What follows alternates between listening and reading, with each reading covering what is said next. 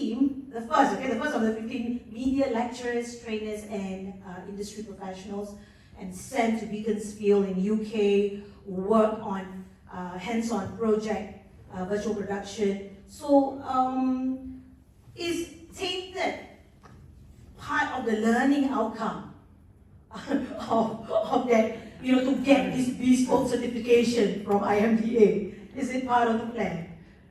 No, Tainted is not actually part of the, why we, why we returned from UK and produce this. Maybe later Graham can elaborate how Tainted started. Okay, but it was a fruitful journey with Yan. I think we have Yan, Teck Siam, and Chris who, on this project, right, who went to UK together with us. Very interesting journey in UK. So, as as an educator, right, it's always application. So, hence the reason why I told Graham, okay, when I returned from UK, right, suddenly IMDA come out with this short form funding, right. So I straight away tell Graham, we must do this because I need to apply what I've learned in UK, right. And of course, I have a team of people who I want to bring in so that we, who went to UK, we can really apply this, right. So that's the reason why I Tainted, yeah. Right, and I, as a person who, I got a chance to be on set, watching you guys in action. It's intimidating and very scary. So yes. So the journey was, it's really straightforward, I'm sure. So and I'm sure this is a very unique experience. So what was some of the unique challenges that you faced during the production?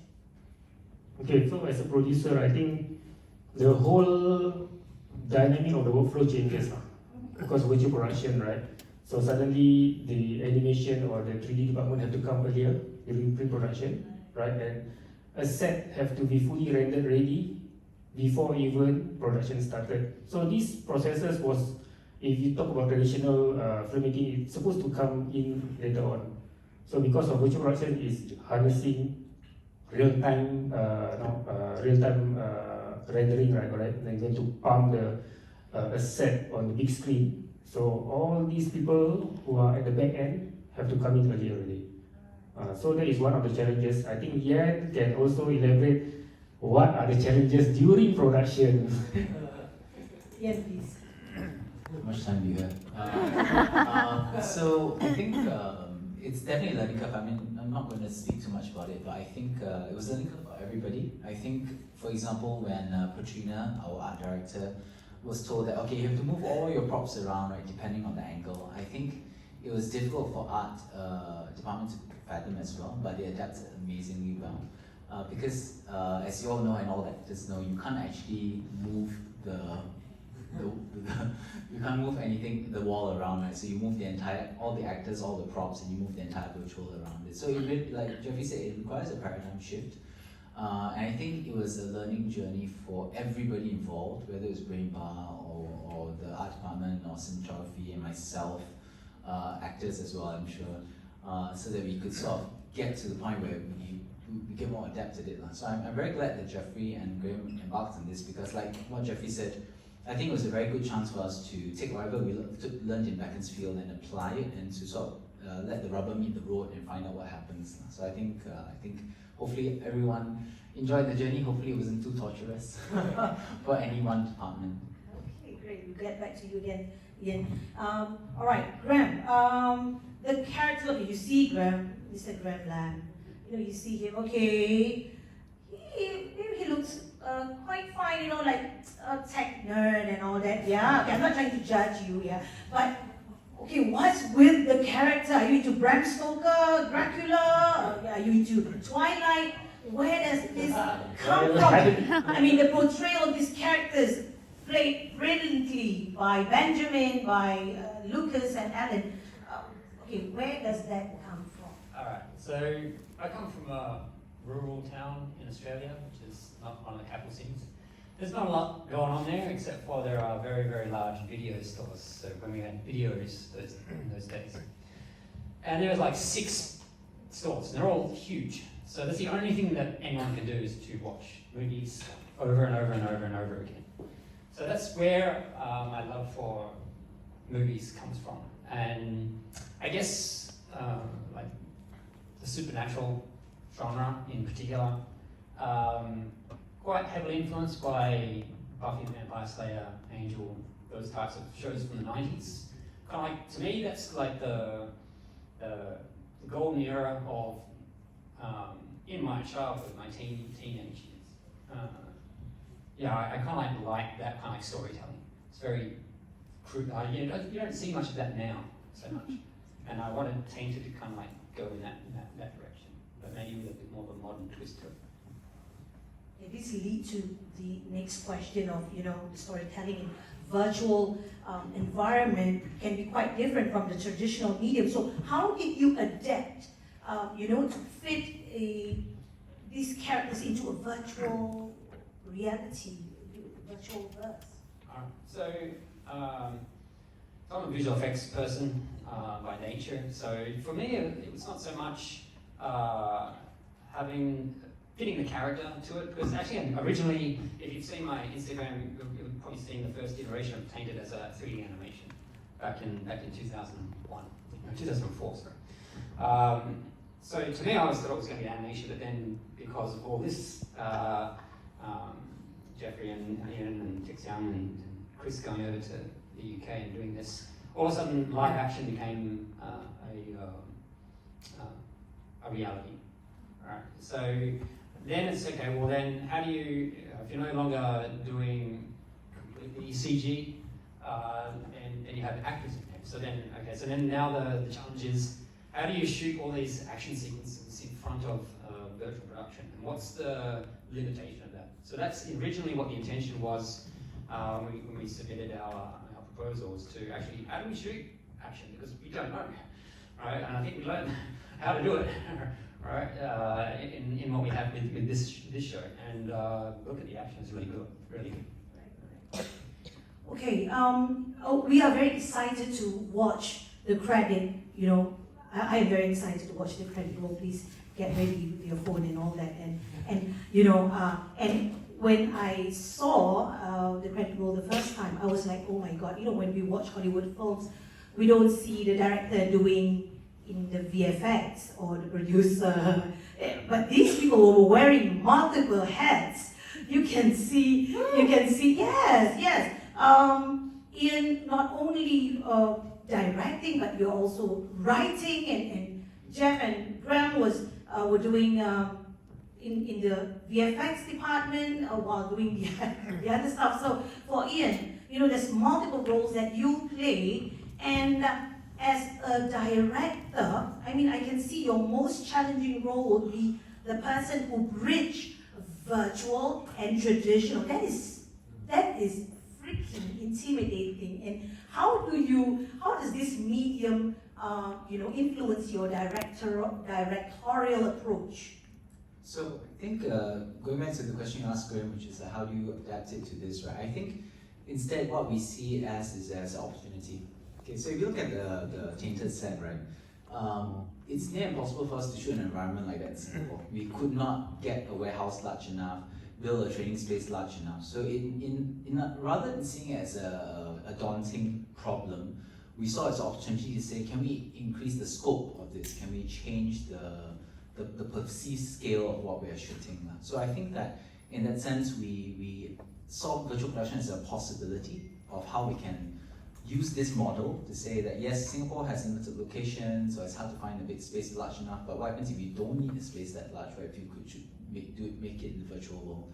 So I think that's part of it. As for the bridging part of it, all part of the learning journey. I think we all took baby steps. So for the guys who went to NFTS, one of the things that we had to learn how to do was integrate the real world with the virtual world. Right? How do you have that crossover be smooth enough that the people believe that everything that you're seeing in front with the actors will seamlessly transition to the virtual world?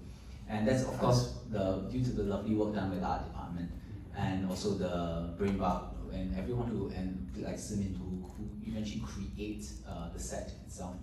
So I think the bridging part of it is very much us just trying to help the audience to believe through what we've done with the staging, with the props and everything else, both physical and virtual, to hopefully convince people that we're in a much larger space than we were. Yeah. Okay, so this is an occupational hazard question. You know, as an educator, we need to know, we are hungry to learn. So gentlemen, having navigated this really complex work of producing, writing, concept, directing, working in Tainted, virtual production environment, which area do you believe hold the most promise of further innovation or improvement? The area for improvement from your experience, Ian? Yeah. Sorry, I thought you were asking Jeffrey. Sorry. Ask everybody. Ask First, everybody. yeah, No, want to go first? Easier money.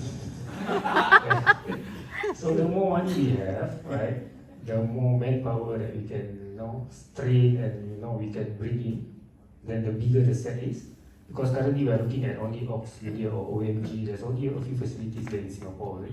With the better infrastructure, right, and with the better of money that coming in, right, and the support, we can actually do the virtual production, because this product is actually fully virtual production, right? And it took us 3-4 months, right? 3 to 4 months, right? Yeah. Intensively, actually. That's right? a crazy run. Yeah, crazy run. I know, right? When I return home, When did you return home? Did you? Or was I sleeping with a virtual person?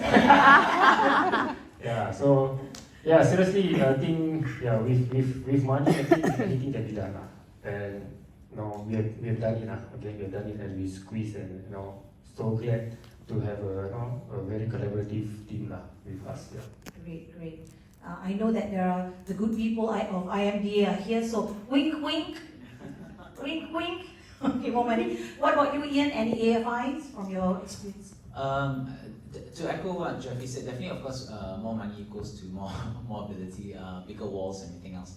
But I think the more important thing, and this is something I've actually expressed to IMDA as well, is we need to develop the talent behind the camera.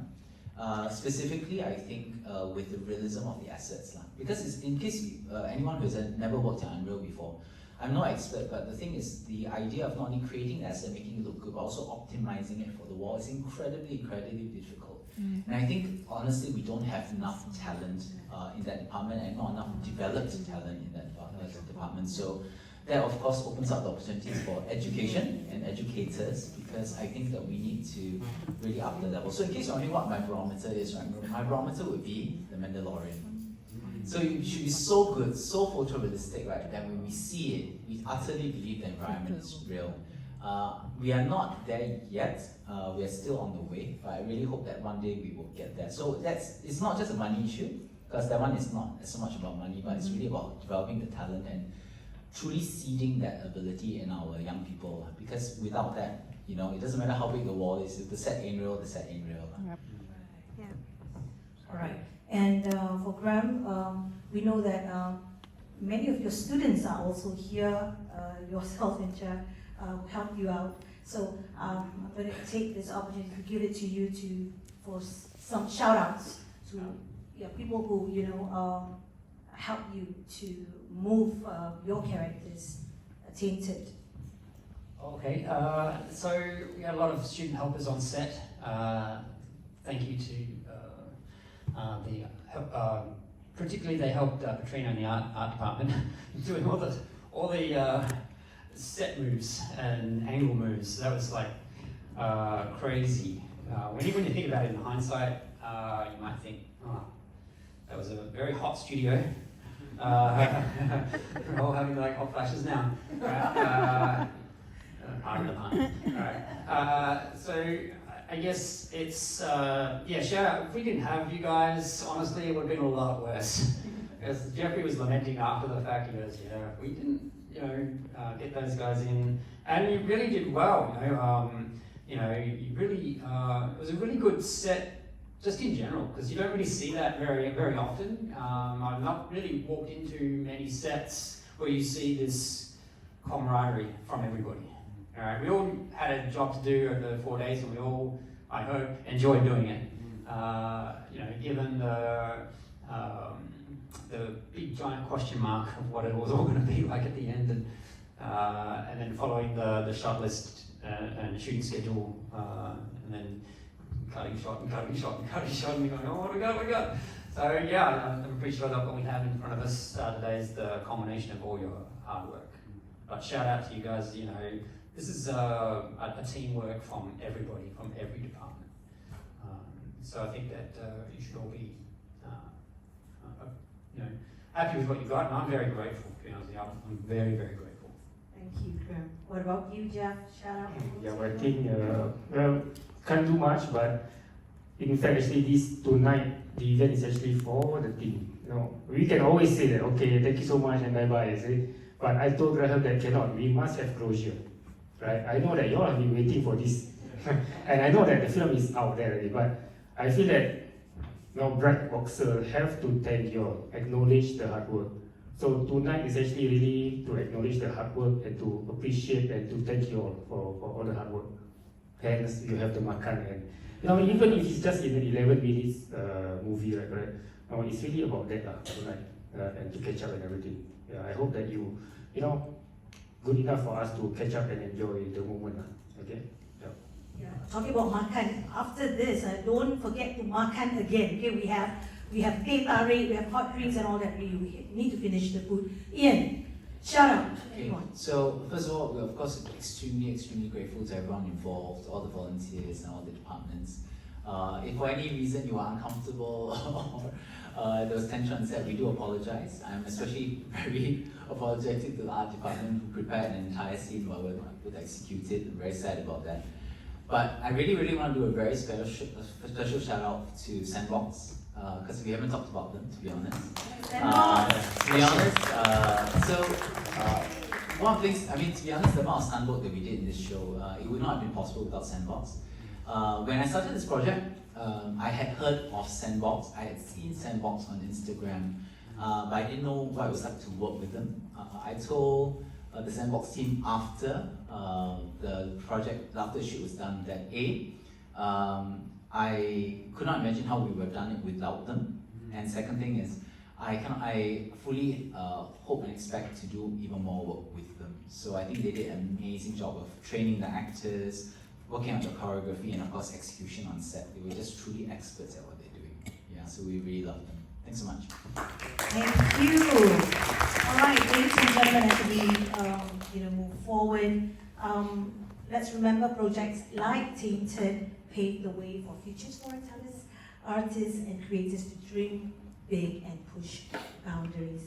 And this is a testament of innovation, of creativity, of collaboration in this digital age.